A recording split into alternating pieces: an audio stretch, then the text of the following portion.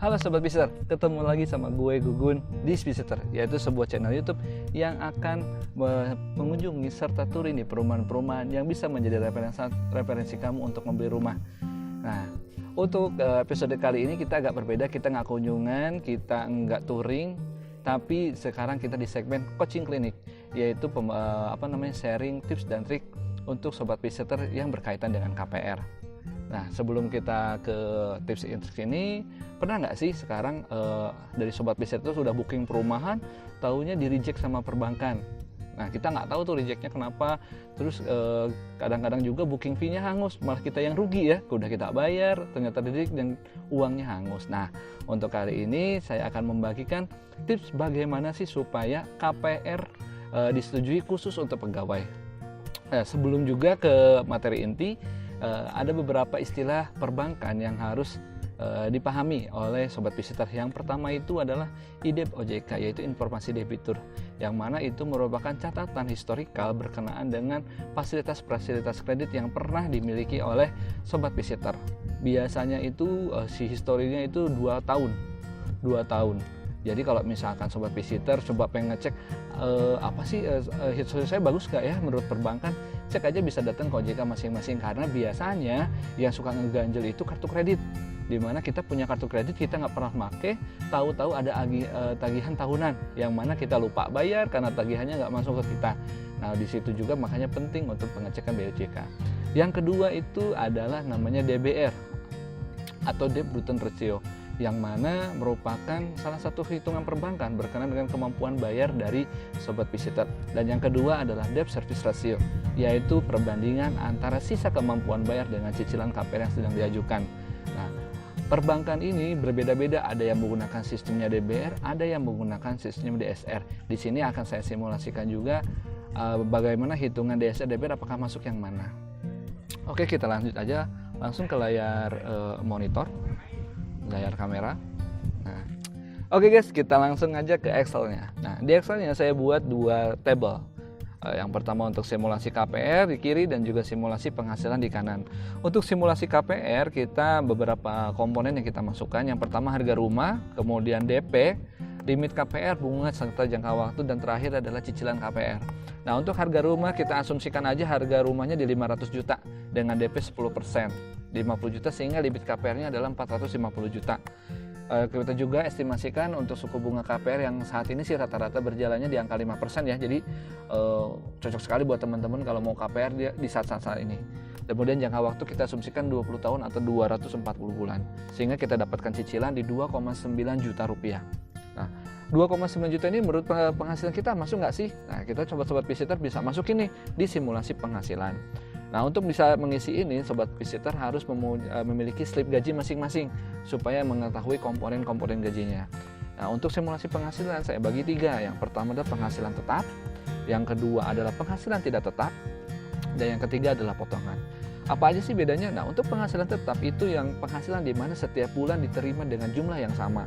Contoh gaji pokok, terus yang kedua adalah tunjangan kinerja, dan yang ketiga tunjangan pajak. Kita asumsikan seperti ini karena nanti isiannya pasti berbeda menurut slip gaji masing-masing. Nah, untuk kedua adalah penghasilan tidak tetap. Nah, penghasilan tidak tetap ini biasanya yang diterima setiap bulannya berbeda-beda. Dan yang ketiga adalah potongan, yang mana itu biasa potongan wajib ya, seperti BPJS, iuran, koperasi, dan lain sebagainya. Kita isi aja di kolom yang sebelah kiri, ya sebelah kanan yang berwarna putih. Saya sarankan sih isinya di sini aja, karena di sini udah rumus. Nah, kita tulis aja gaji pokoknya minimal diestimasikan 5 juta. Kemudian tunjangan kinerja 1 juta dan juga tunjangan pajak di 500.000. Sehingga total penghasilannya dari penghasilan tetap adalah 6,5 juta. Nah, kemudian di penghasilan tidak tetap, di sini kita tulis uang makan. Kemudian insentif. Nah, insentif ini biasanya melekat ke marketing atau sales ya, yang biasanya ada gaji tambahan tergantung penjualan. Nah, karena sifatnya sifatnya tidak tetap, biasanya rata-rata perbankan itu mengaksepnya itu sekitar 50-80%. Tapi kita hitungannya yang perih aja dulu ya di 50%, sehingga yang mana penghasilan tetapnya di slip gaji ada 2,5 juta, tapi menurut bank itu yang bisa diaksep hanya 1.250.000 karena di sana masih ada resiko. Kemudian yang terakhir ada potongan. Nah, potongan ini biasanya diaksep 100%. sehingga potongan 620.000 tetap dihitungnya 620.000. Sehingga berdasarkan simulasi penghasilan ini, yang mana total gajinya itu 8.300.000 berdasarkan distrip gaji, perbankan ngitungnya hanya 7.100.000. Nah, ini menjawab pertanyaan biasanya, gaji saya gede kok, kenapa masih di reject? Itu masuk kok, saya mampu bayar kok. Nah, di sini lihat di komponen strip gajinya mana penghasilan tetapnya, mana penghasilan tidak tetapnya. Nah, tadi kita udah dapat penghasilan di 7.130.000. Nah, sekarang kita simulasikan dan kita bandingkan dengan cicilan yang saat ini berjalan, yaitu yang pertama mobil. Contoh kalau misalkan sobat Visitor ini punya pinjaman mobil, kartu kredit, rumah, di sini tulis aja misalkan mobil cicilannya 2 jutaan atau kartu kredit di 200.000. Nah, kemudian setelah kita hitung cicilan berjalannya 2.200.000, kemudian cicilan tambahannya KPR-nya adalah 2.900.000, kita bisa lihat di simulasi akseptasi perbankannya.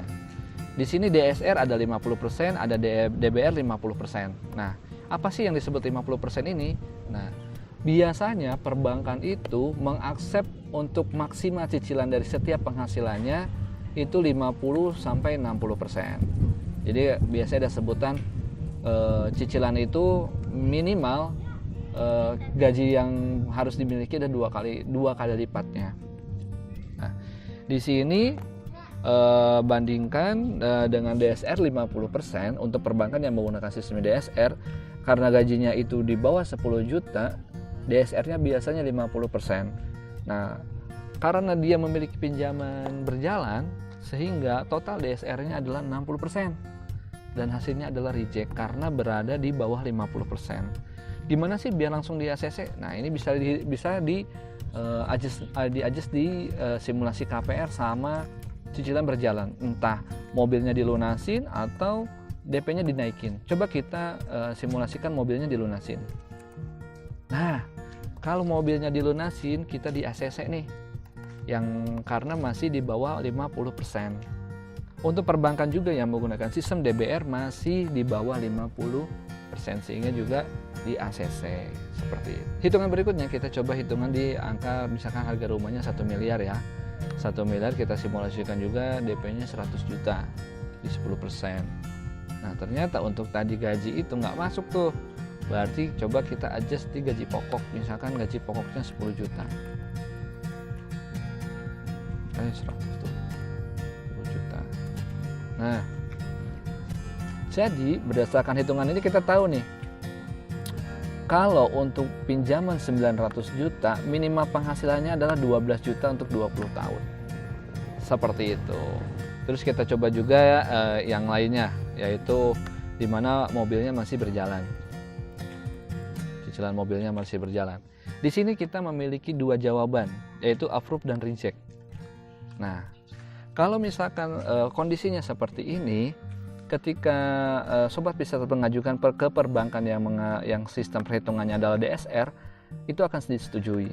Tapi jika mengajukan ke perbankan yang sistemnya menggunakan DBR, ini akan di reject. Jadi berdasarkan hitungan ini teman-teman sudah bisa nih memproyeksikan atau memprediksi cicilan saya, penghasilan saya masuk nggak ya untuk cicilan yang saya ajukan, dan kalaupun nggak masuk, berapa sih DP yang bisa saya ajukan, dan harga rumah yang berapa sih yang bisa kita ajukan. Kenapa? Kita kan butuh ini ketika misalkan teman-teman mau booking, supaya bookingnya nggak angus. Oke, itu aja coaching klinik kita hari ini. Semoga bermanfaat bagi sobat visitor. Jangan lupa like, comment, and subscribe supaya channel ini semakin berkembang. Untuk video berikutnya, kita juga nanti akan memberikan tips-tips untuk pengajuan KPR yang memiliki job type atau pekerjaan bukan sebagai pegawai. Itu aja video kita kali ini. Sampai jumpa di video berikutnya. Bye-bye.